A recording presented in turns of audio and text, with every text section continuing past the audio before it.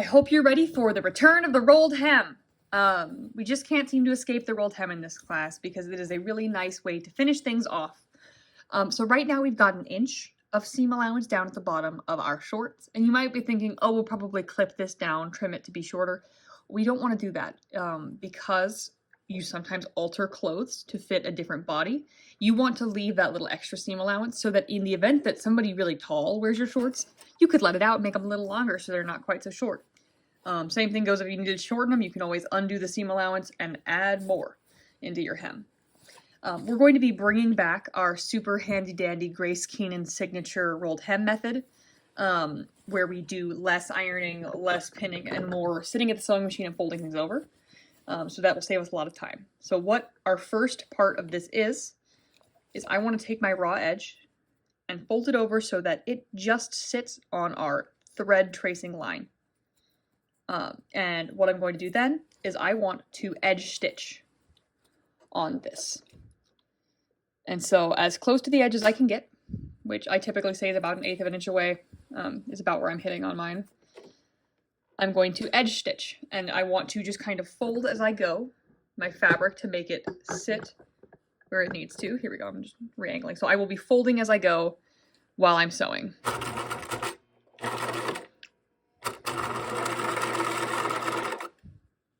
Fold and stitch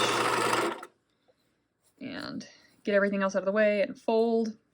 And this is actually even going to be a little quicker than our typical rolled hem because since we've got our thread tracing line showing us right where we need to be, we're jumping straight to that edge stitch, whereas usually we have to fold it over one more time before that. So this is bonus easy. You would not believe how quickly we are sewing this rolled hem.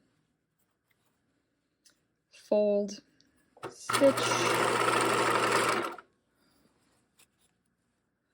and like I said with our last one, if you like doing rolled hems the other way and you're like, this is not it, I would encourage you to try this at least once, to challenge yourself to try new ways of thinking and new types of sewing, because I'd never sewn like this before meeting Grace.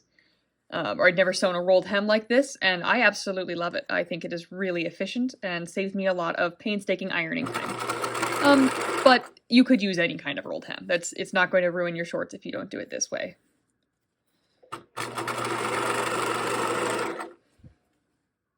And make sure your seam allowances are open when you're folding. I'm specifically opening them back up if they have closed up at all. We pressed them open at one point, but it's been a few steps ago, so they're trying to close up on us again.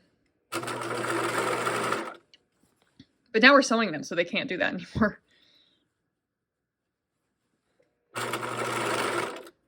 And if you've got any extra threads like I do, you'll just want to clip those off, get them out of your way. Stitching and folding. There we go. I'm folding my seam allowance in again.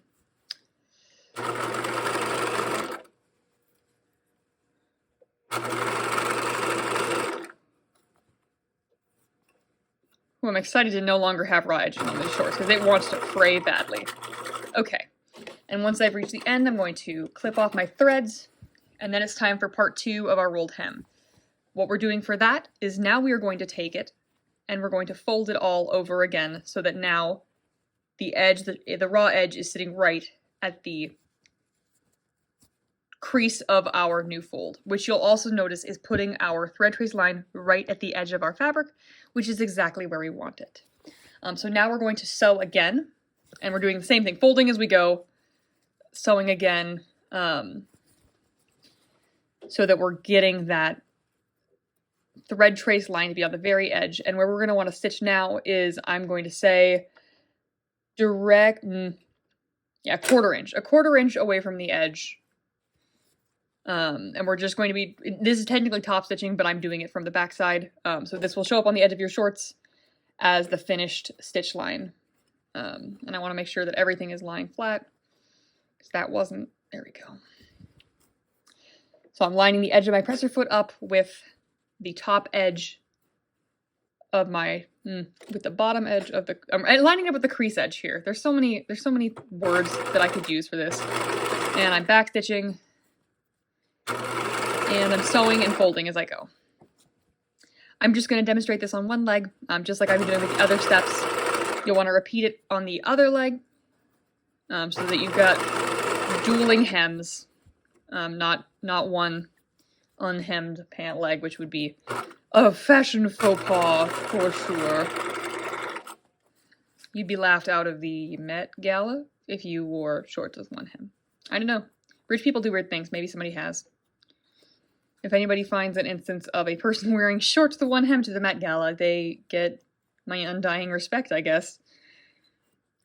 That's a career goal, I suppose. Not for me, but for someone. Okay.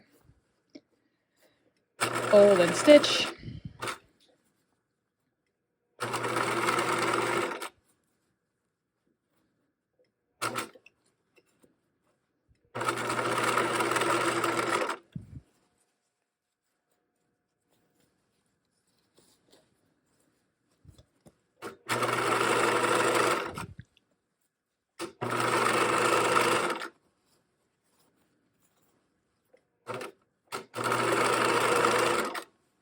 And the reason why I'm favoring the outside edge rather than the top edge, as far as my presser foot placement, is because from the outside, we will see the row of stitching relative to the edge of the pants, not the top edge. So while they should be even all the way through no matter what, it's more important visually that the outside edge has the stitching parallel to it.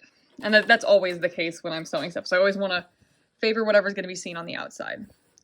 So this is what your rolled hem should look like. We're going to take it over and iron it, and then you're ready for your last set of short steps. Now that we've got our handy dandy rolled hem all sewn, we actually are going to press it a little bit. So this is the one little bit of pressing that this one has, as opposed to tons and tons of pressing.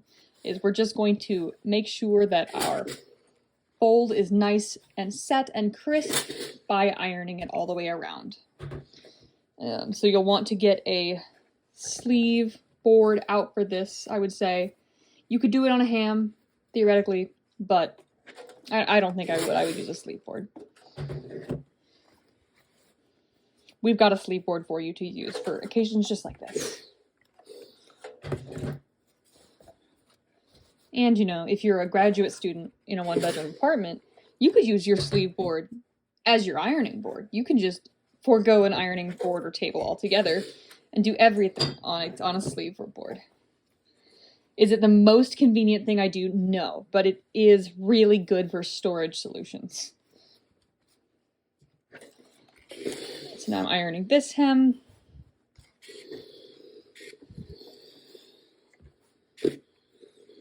I've got a little fold here, so I'm going to iron that out too, because I don't want my finished product to be so fancy.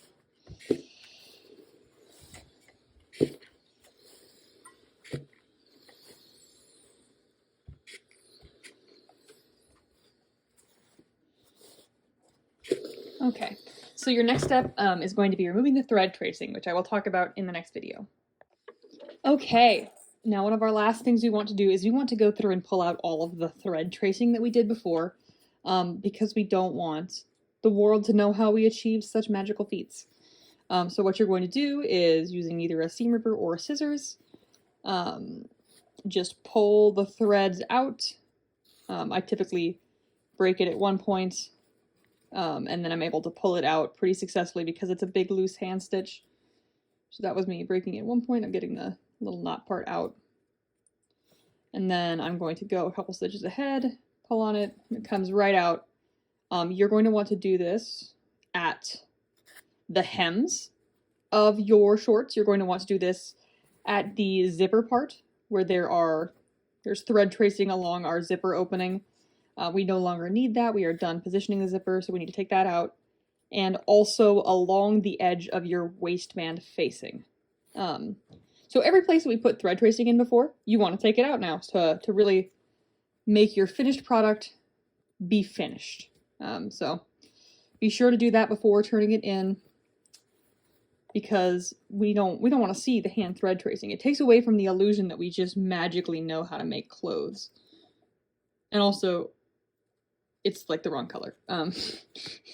It's a color that stands out. It's breaking up our beautiful shorts. You'll also want to trim off any threads that you might have still loose. I have quite a few right here, and so I'm just going to trim them off. And so yes, go through and do this to all the areas we hand thread traced, and then you're ready for your next step.